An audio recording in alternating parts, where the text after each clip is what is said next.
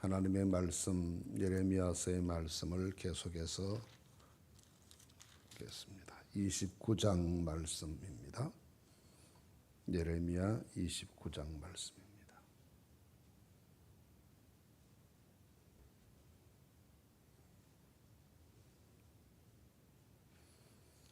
선지자 예레미야가 예루살렘에서 같은 편지를 느부갓네살이 예루살렘에서 바벨론으로 끌고 간 포로 중 남아있는 장로들과 제사장들과 선지자들과 모든 백성에게 보냈는데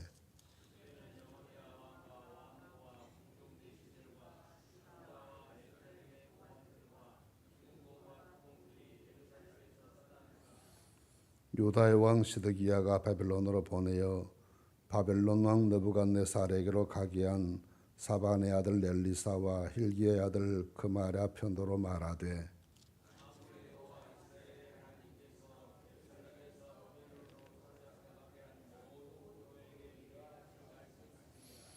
너희는 집을 짓고 거기에 살며 텃밭을 만들고 그 열매를 먹어라.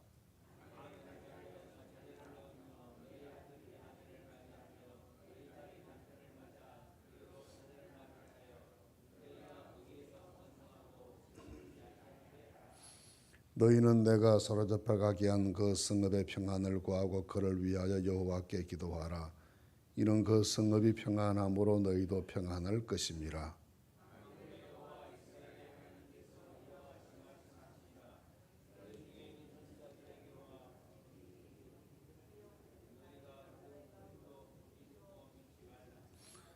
내가 그들을 보내지 아니하였어도 그들이 내 이름으로 거짓을 예언함이라. 여호와의 말씀이니라.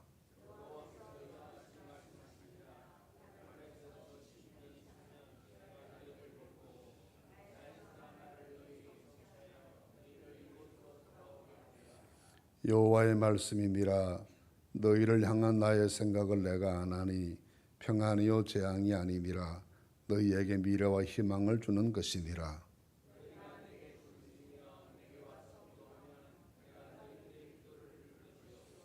너희가 온 마음으로 나를 구하면 나를 찾을 것이요 나를 만나리라.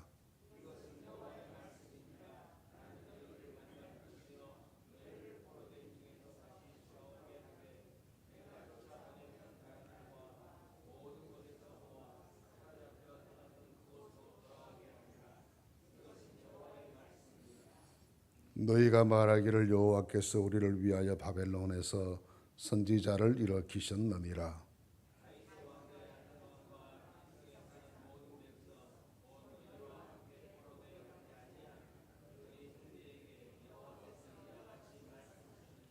만군의 여호와께서 이와 같이 말씀하시되 보라 내가 칼과 기근과 전염병을 그들에게 보내어 그들에게 상하여 먹을 수 없는 몹쓸 무화과 같게 하겠고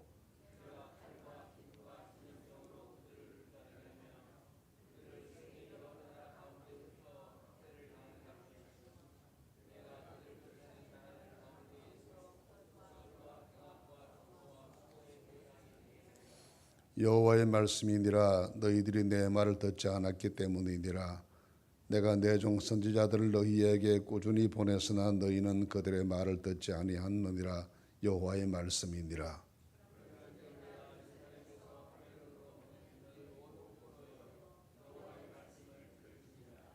만군의 여호와 이스라엘 하나님께서 콜라야의 아들 라합과 마아세의 아들 시드기에 대해 같이 말씀하시니라. 그들은 내 이름으로 너희에게 거짓을 예언한 자라. 보라 내가 그들을 바벨론의 왕 느부갓네살의 손에 넘기리니 그가 너희 눈앞에서 그들을 죽일 것이라.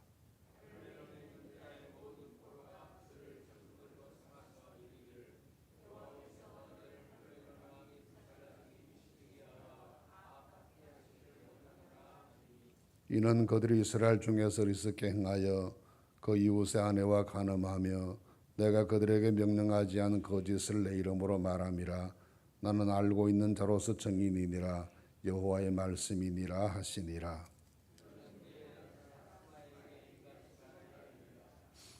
만군의 여호와 이스라엘의 하나님께서 이와 같이 말씀하여 이르시되 내가 내 이름으로 예루살렘에 있는 모든 백성과 제사장 마아세 아들 스바냐와 모든 제사장의 글을 보내 이르기를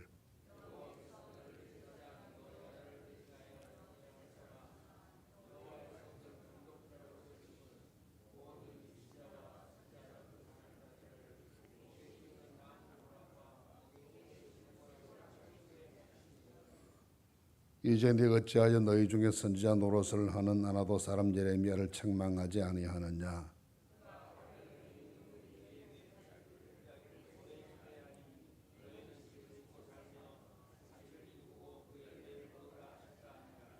제사장 스반야가 스마야의 글을 예레미야에게 읽어서 들려줄 때에 너는 모든 포로에게 선언하여 이르기를 여호와께서 느엘란 사람 스마야를 두기 같이 말씀하셨느니라. 내가 그를 보내지 아니하였거늘 스마야가 너희에게 예언하고 너희에게 거짓을 믿게 하였도다. 그러므로 여호와께서 이와 같이 말씀하시니라. 보라, 내가 스헬람 사람 스마야와 그의 자손을 벌하리니 그가 나 여호와께 패역한 말을 하였기 때문에 이 백성 중에 살아남을 그의 자손이 하나도 없을 것이라. 내가 내 백성에게 행하려 하는 복된 일을 그가 보지 못하리라 하셨느니라. 이것은 여호와의 말씀이니라. 아멘. 오늘 아침도 이른 새벽을 깨워 우리 교회의 새로운 목사님을 청빙하기 위한 기도에 함께 하신 성도들에게 우리의 기도에 응답하시는 하나님의 은혜가 함께 하시기를 간절히 바랍니다. 하나님께서 우리의 모든 간구를 들으시고 또 우리 모든 사정과 형편을 살펴하시면서 때를 따라 도우시는 적절하신 주의 은혜로 우리 모두를 인도하시고 하나님의 선하신 생각대로 판단하시고 우리 모두를 이끌어 주시리라 믿습니다. 하나님의 인도하심을 믿고 따르고 순종하는 우리 모두가 될 수 있어야 하겠습니다. 오늘 읽은 말씀 예레미야 29장 말씀입니다. 이 29장 말씀은 예레미야가 바벨론의 포로로 가 있는 많은 포로된 지도자들과 백성들에게 보낸 편지의 말씀이고 이 편지를 받은 다음에 현지에 있었던 사람들이 어떤 반응을 보였는지를 보여주는 그런 내용의 말씀입니다. 그래서 1절 말씀에 따르면 선지자 예레미야가 느부갓네살이 예루살렘에서 바벨론을 끌고 간 포로 중 남아있는 장로들과 제사장들과 선지자들과 모든 백성에게 보냈다라고 했습니다.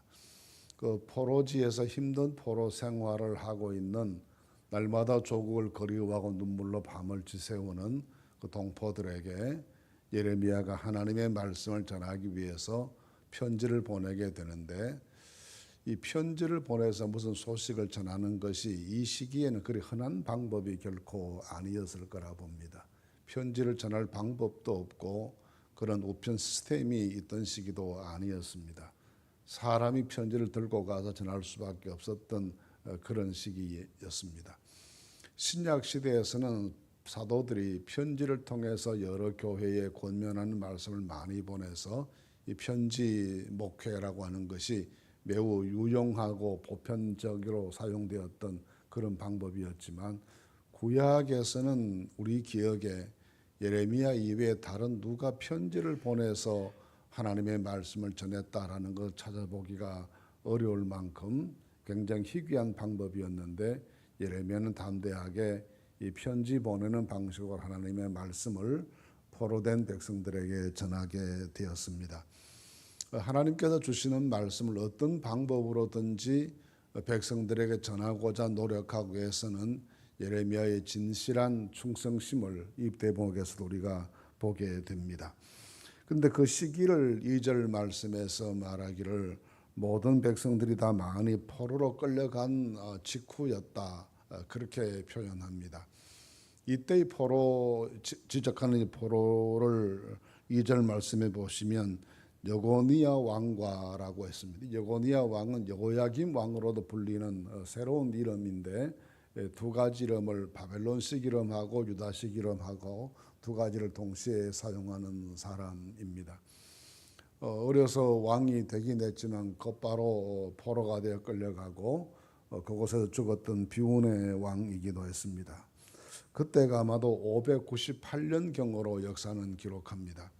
이 598년에 포로로 잡혀갔는데 바벨론이 유다 사람들을 포로를 끌고 간 것이 모두 세 차례였습니다.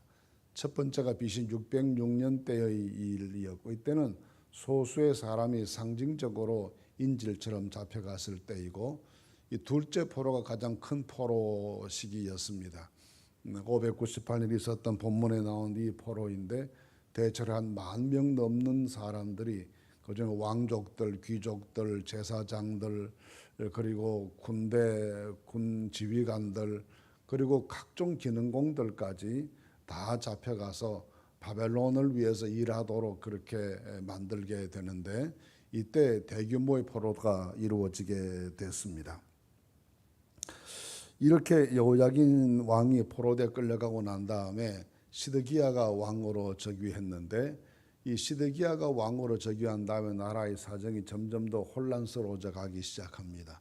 왜냐하면 시드기야는 바벨론 사람들이 옹립해서 왕이 된 사람이었지만, 바벨론에 대한 반감이 매우 큰 사람이었고, 그래서 기회만 있으면 반바벨론 동맹을 주변 작은 국가들과 맺고 친이집트 정책을 추진하고, 그렇게 했던 것 때문에 급기야 이 바벨론 느부갓네살에게 크게 미움을 받고, 느부갓네살이 직접 군대를 몰고 예루살렘을 포위하고 함락시켜버려서 유대 왕국이 끝나게 됐던 그런 어려운 역사를 감당했던 왕이 시드기야 왕입니다. 이 시드기야 왕이 바벨론에게 사신을 보내게 되는데, 그 사신으로 뽑혀서 가는 사람들의 인편에 예레미야가 부탁해서 그 편지 말씀을 전하게 됐습니다. 그렇게 편지를 전하게 된 사람들을 보면 사반의 아들 엘리사와 힐기의 아들 그마랴라고 했습니다. 이 사반의 아들 엘리사라는 사람, 사반 역시 예레미야가 가장 공경에 처해 있을 때, 예루살렘에서 어려운 시기를 보낼 때 적극적으로 이 예레미야를 돕기 위해서 많이 애썼던 사람이었고, 힐기야의 아들 그마랴라고 하는 힐기야라는 분 역시 요시야 왕 때에 요시야 왕이 그 종교개혁을 열심히 하고 신앙적으로 나라를 회생시켜 보기 위해서 노력할 때의 대제사장이었습니다. 함께 손발을 맞춰서 신앙적인 개혁을 추진했었고, 그 과정에서 성전에서 율법책을 발견하고 그 율법책을 왕과 함께 읽으면서 백성들의 회개운동을 주도했던 분이었는데, 그 아들이 성장해서 예레미야의 심부름을 하게 되는 과정을 거치게 됩니다. 이렇게 보면 어려운 시기였지만 정말 나라도 절망에 빠져 있고 고통스럽고 힘든 그런 시기였지만, 그 의인의 후손들이 살아남아 있어서 이런 일에 헌신하게 되는 것을 보면, 아무리 어려운 때 힘든 시기이고 상황이 어려워도 우리가 자녀들에게 바른 신앙을 전수해 주는 것이 얼마나 중요한 일인가를 다시 깨닫게 되고, 이런 일에 그 환란의 시기에 성공했던 이 두 가문에 대해서는 정말 존경하는 마음을 가지지 않을 수가 없습니다. 근데 그렇게 해서 편지를 보내는데 편지의 내용이 좀 색다릅니다. 왜냐하면 이렇게 포로로 끌려간 사람들은 자연스럽게 당연히 하루라도 빨리 포로 생활이 끝나고 조국으로 돌아가기를 위해서 기도하고, 가급적이면 그렇게 될 수 있는 길을 찾아보기 위해서 노력하게 되지 않겠습니까? 당연히 그럴 수밖에 없는 것이겠죠. 빨리 돌아가서 무너진 나라 재건하고 빨리빨리 어떻게 국가의 독립을 다시 쟁취해야 되겠다는 그 열정적인 마음들이 누구에게나 있을 수밖에 없었고, 포로지에서 고생스럽게 삶을 살아가는 사람들은 더욱 그 마음이 간절했을 것이라고 생각됩니다. 그런데 예레미야는 편지를 보내면서 거기에 대해서 다른 견해를 밝혀냅니다. 하나님께서 70년을 말씀하셨기 때문에 70년이 지나야 해방될 수가 있다. 그 70년 지난 다음에 돌아와서 여러분들이 나라를 재건한 주역들이 돼야 되는데, 그렇게 하기 위해서는 건강한 경제 생활도 하고 먹고 살고 그런 일에 어려움 생기지 않도록 텃밭도 만들어 농사도 짓고 그렇게 하면서 이 생활을 유지해 나가야 된다. 그리고 아이들도 결혼시키고 손자 손녀도 보고 그렇게 해서 이곳에 살지만 우리 백성들의 수가 줄어들면 안 된다. 나중에 돌아올 때 큰 민족으로 되어 돌아와서 여기 나라를 다시 재건해야 되지 않겠느냐, 그런 내용의 말씀을 전하게 됩니다.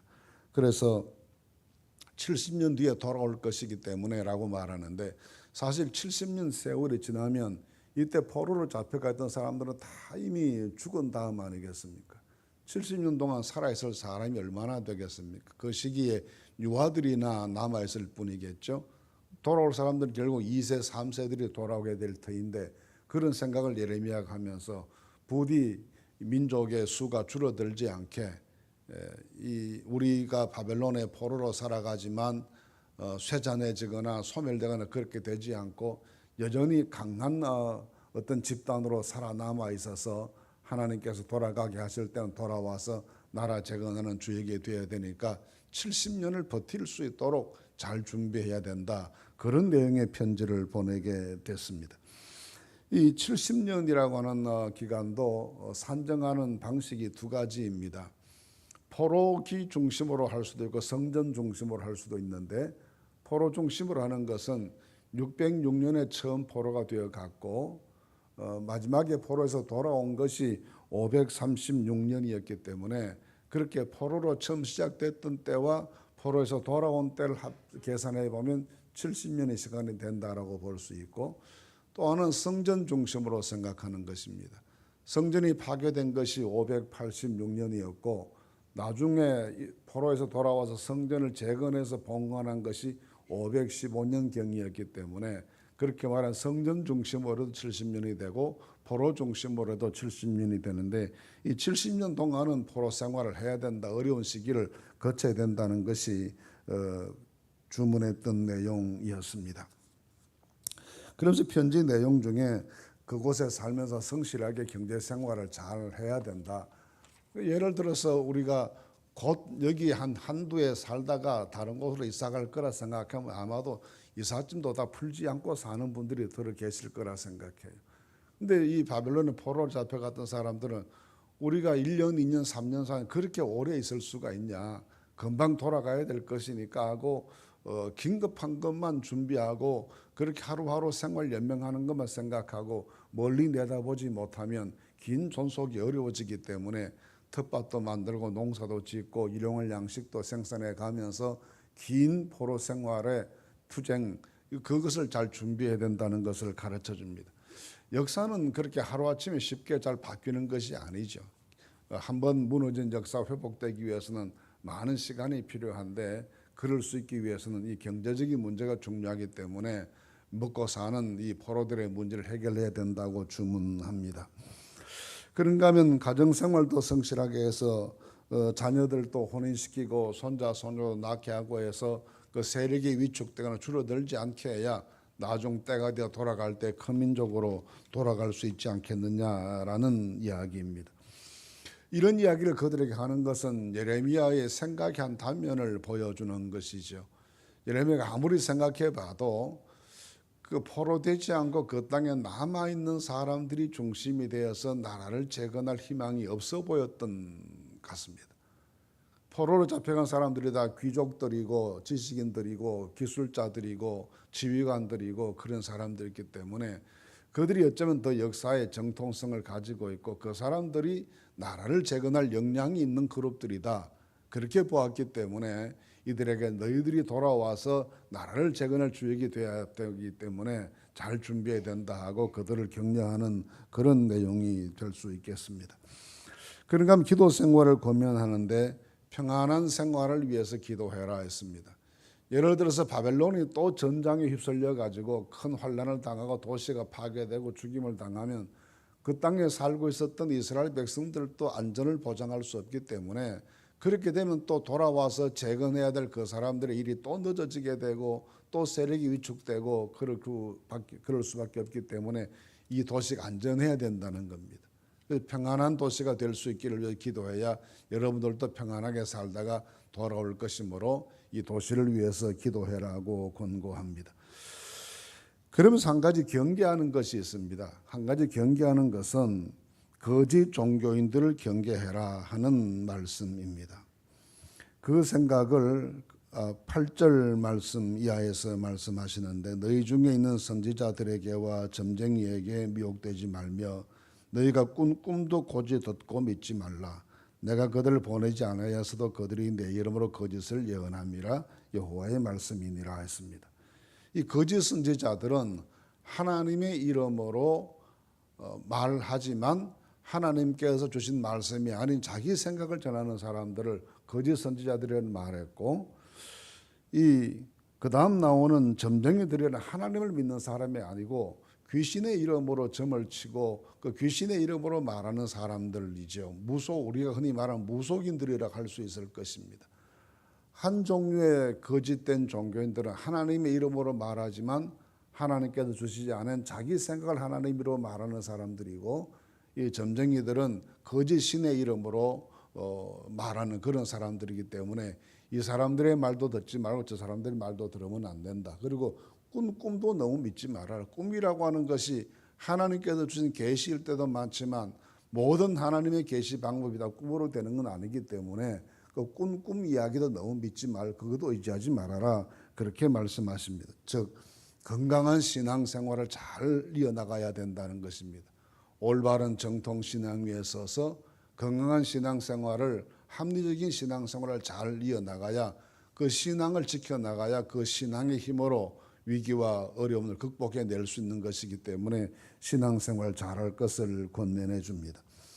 이런 권면을 하는 것에는 하나님의 생각이 따로 있었기 때문입니다. 그러면서 마지막으로 여기 10절 말씀 이하에 보시면 70년이 차면 하나님께서 하신 선한 약속의 말씀대로 돌려보내 주실 것이기 때문에 지금 한 말을 잊지 말고 그곳에서 위축되거나 축소되거나 그런 민족 되지도 말고 신앙 없는 사람들 되어서 우상 섬기거나 거짓 선지자에게 미혹되는 그런 말에 휘말려서 신앙을 상실하는 사람도 되지 말고, 그렇게 권고하면서 건강한 경제생활, 건강한 가정생활, 건강한 신앙생활 이런 것들을 권면하고 난 다음에 하나님께서 하나님의 계획이 뭐라는 것을 그들에게 말씀해 줍니다.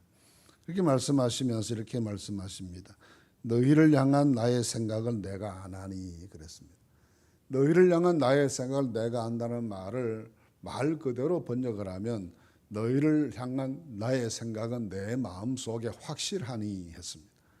그 말은 하나님께서 이스라엘 백성들을 포로로 잡혀가게 하시고 그곳에서 고난 중에 눈물의 식사를 하게 하시고 하는 이런 모든 일들이 이미 하나님께서 마음에 계획해 놓으신 무언가가 있다라는 것입니다.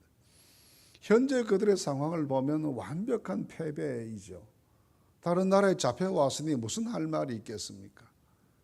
얼마나 조국이 그립고 남아있는 가족들이 걱정되고 한데 그 땅에서는 포로의 신분이니까 자유롭게 살기를 하겠습니까? 아이들의 미래가 있겠습니까? 무슨 소망을 가지고 어떻게 해볼 수가 있겠습니까? 여러 가지 면에서 완벽한 패배이고 실패한 인생이 되어버리고 무너진 나라가 되어버리고 말았는데, 그런데 하나님께서는 내가 너희들을 향한 내 마음의 계획이 확실히 있다 그렇게 말씀하십니다. 우리가 겉으로 보이는 역사가 우리에게 실패와 같고 고난과 같고 시련뿐인 것 같을지라도 우리를 향한 하나님의 계획이 확실히 있는 줄로 믿으시기를 바랍니다. 하나님의 계획은 확실한 것입니다. 오늘 하루만 보고 우리가 역사를 평가하고 오늘 당하는 고난만 생각하고 영원한 미래를 버려서는 결코 안 됩니다. 우리에게는 하나님의 확실한 계획이 있다고 믿어야 되기 때문입니다. 그런데 그 하나님의 확실한 계획이 뭔가 하면 평안이요 재앙이 아니다. 너희에게 미래와 희망을 주는 것이다 했습니다. 지금 모두 우리가 재난을 당한다고 생각합니다. 나라가 망했습니다. 포로대에 끌려갔습니다. 재난을 당한다고 생각합니다. 그런데 재난 당하는 것이 아니다. 앞으로 평안을 줄 것이다. 미래와 희망을 줄 것이다. 나라가 망했으니까 절망인데 그런 하나님께는 더 좋은 미래와 더 좋은 희망을 내가 너에게 줄 것이다 하고 그들을 향한 하나님의 계획을 말씀해 주십니다. 하나님께서 우리에게 베풀어 주시는 마음에 작정하신 확실한 하나님의 계획은 재앙이 아니고 평안이고 절망이 아니고 희망이고 과거가 아니고 미래입니다. 그러므로 오늘 그들이 이렇게 눈물 속에서 포로 생활을 하지만 하나님의 계획은 따로 있는 것입니다. 그 과정을 거쳐서 더 좋은 미래를 주시려는 하나님의 계획이 있다는 것을 말씀해 주십니다. 그런데 그런 더 좋은 하나님의 계획을 믿는 사람들은 어떻게 살아야 될지를 가르쳐 주시는데 12절에서 14절 말씀입니다. 기도하고 살아야 된다는 것을 가르쳐 줍니다. 그래서 12절 말씀 보시면 너희가 내게 부르짖으며 내게 와서 기도하면 했습니다. 막연하게 바벨론에서 하루하루를 그렇게 살지 말고 그 바벨론에서 하나님께서 역사의 주인이신 것을 믿고 하나님께서 역사의 중심이신 것을 믿고 하나님께서 허락하시면 모든 일이 이루어질 것을 믿고 하나님께 기도하기를 쉬지 말라고 가르칩니다. 근데 그렇게 기도하면 하나님께서 12절에는 내가 그 기도를 들을 것이요 했습니다. 이 말은 너무나 중요한 말씀입니다. 이스라엘 사람들은 한때는 하나님께서 성전에 임재 계신다고 믿었습니다. 근데 성전이 불타서 없어졌습니다. 또 자기들은 성전과 너무나 거리가 바벨론의 포로로 잡혀와 있습니다. 그러니 지금 하나님이 어디에 계시는지 알 수도 없습니다. 옛날 사람들의 신앙 생각으로는 그런 생각을 했습니다. 근데 하나님께서는 선지자를 보내셔서 바벨론에서 포로 생활하는 사람들에게 기도하라 하시고 기도하면 들으신다 하셨습니다. 이 말은 하나님께서 포로로 끌려와 살아가고 있는 이 눈물겨운 이 땅에도 하나님께서 임재해 계신다. 우리와 함께 계신다. 우리 기도를 들으신다. 그것을 말씀해 주는 것입니다. 어떤 상황 속에 있어도 하나님 우리 기도를 들으실 줄로 믿으시기를 바랍니다. 하나님 들으신다고 하셨습니다. 그런가 하면 13절 말씀에서는 이렇게 말합니다. 너희가 온 마음으로 나를 구하면 나를 찾을 것이요 나를 만나리라. 하나님 만나 주시겠다는 것입니다. 우리가 좀 소원한 사람과의 관계도 만나서 이야기하다 보면 뭔가 문제가 풀리고 소통이 되고 그러지 않습니까? 우리가 기도하면 하나님께 우리를 기도하면 하나님께서 만나 주시겠다. 너희가 나를 만날 것이다. 그 하나님 만난 기쁨이 얼마나 크고 감격스럽겠습니까?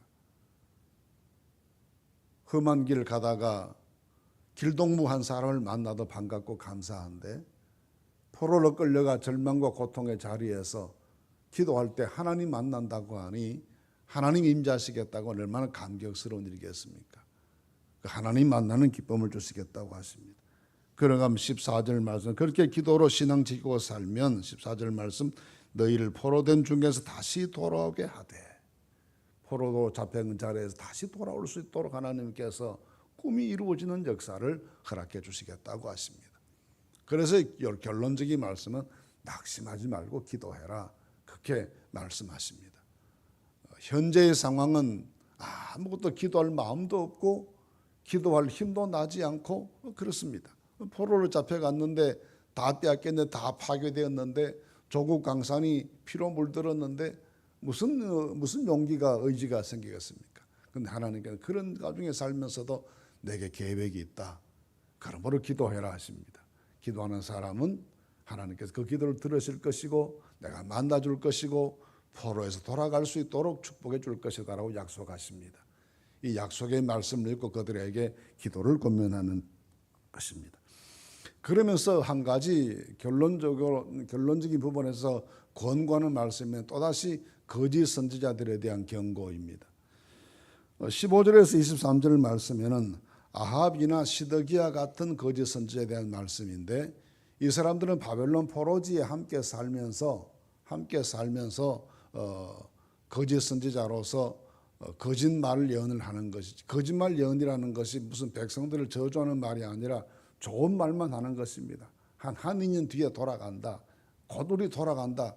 그렇게 자꾸 거짓을 말하니까 백성들은 흔들리게 되고 또 제대로 된 긴 세월의 투쟁을 위해 준비도 못하게 되고 하는 그런 어려움을 만들어내어서 사실과 다른 예언을 하기 때문에 조심해라 한 것입니다. 그 다음에 나오는 스마야라는 사람 24절 말씀에 나오는 이 사람은 같이 포로된 생활을 하던 사람인데 이 사람이 예루살렘에 편지를 보냈습니다. 편지를 보내서 예루살렘의 고관들에게 편지를 보내서 하는 말이 예레미야라는 사람이 이곳의 생활이 길게 될 것이기 때문에 돌아올 것을 포기하고 긴 세월 준비하라고 우리에게 편지를 보내서 여기 있는 우리 동포들이 다 지금 절망에 빠져 있다. 이런 사람을 왜 그냥 두냐? 이런 사람을 위해서 감옥도 있고 착고도 있는 것은 당장 잡아다가 목에 칼을 씌우고 가두어라 하고 하는 편지를 보냈다는 내용입니다. 하나님의 올바른 말씀이 선포되는 곳, 항상 거짓 선지자들의 말도 활동하는 법이고, 성령이 역사하시는 곳에 악한 영도 있고 빛이 비치는 곳에 그림자도 있기 마련이죠.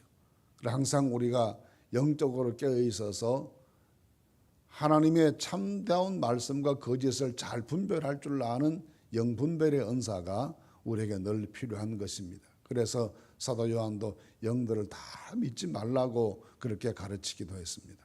오늘 우리가 깨어서 바른 진리 위에 우리가 서서 하나님의 말씀만 따르는 그런 신앙생활을 할 수 있도록 날마다 분별의 영이 함께하는 하나님의 축복이 여러분 모두에게 함께하시게 되기를 바랍니다. 어려운 시기이지만 하나님께서 하나님의 계획이 따로 있다, 두고 봐라, 앞으로 봐라 하고 말씀하십니다. 이 하나님의 계획을 믿고 앞으로 바라보면서 믿음으로 용기 내고 다시 힘차게 신앙생활을 잘하고 더 간절히 기도하는 우리 모두가 될 수 있기를 간절히 바랍니다.